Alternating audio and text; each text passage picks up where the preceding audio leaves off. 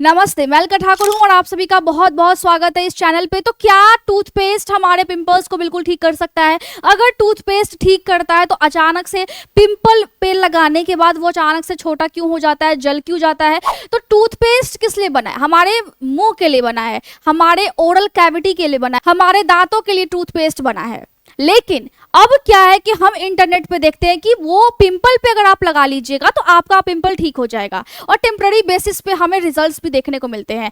लेकिन क्या टूथपेस्ट जो है वो लगाना सही है, इसके बारे में हम थोड़ा डिस्कस करेंगे, ठीक है? क्या एक्ने को ये खत्म कर देगा? तो साइंस क्या कहती है? साइंस ये कहती है कि टूथपेस्ट कंटिन्यूअसली किस चीज के लिए यूज होता आ रहा है? हमारे दांतों के लिए, लेकिन लोग इस्तेमाल कर रहे हैं पिंपल्स पे।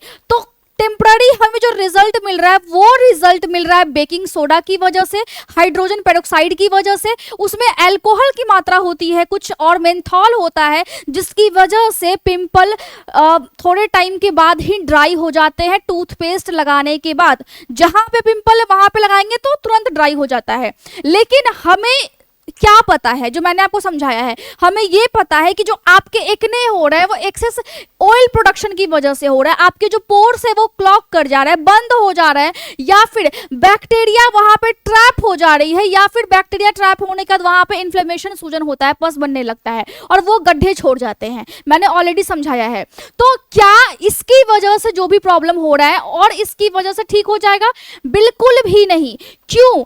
क्योंकि आपका जो टूथपेस्ट है वो आपके चेहरे पे जाकर के टेम्पररी इफेक्ट दे रहा है, लेकिन टूथपेस्ट में सोडियम लॉरियल सल्फेट और जो फ्लेवरिंग एजेंट होता है, व्हाइटनिंग केमिकल होता है, स्ट्रॉन्ग जो फोमिंग एजेंट्स होते हैं, वो आपके स्किन को ड्राई कर देते हैं, इसीलिए पिंपल भी ड्राई हो जाते हैं, बट आपके स्किन को डैमेज कर देते हैं, जिसकी वजह से स्किन इरिटेट होने लगती है, वहां पे सूजन या भी रेडनेस हो जाएगी, जल सकता है, ड्राइनेस की समस्या हो सकती है और एलर्जी भी हो सकता है, या फिर जो डार्क मार्क होते हैं वो पिंपल जलने के बाद काला काला सा निशान छोड़ जाएगा। तो क्या टूथपेस्ट लगाना चाहिए? मेरे हिसाब से, मेरे ख्याल से, मेरे नॉलेज से बिल्कुल भी नहीं, कभी भी नहीं। टूथपेस्ट आपको पिंपल्स पे कभी भी नहीं लगाने हैं, कुछ भी नहीं लगा लेना है देख करके इंटरनेट पे। अगर आपको माइल्ड एक्ने है या पिंपल की प्रॉब्लम है तो आपके चेहरे के लिए वैसा फेस वॉश या फिर वैसी चीजें एप्लीकेबल है, वैसी चीजें सही है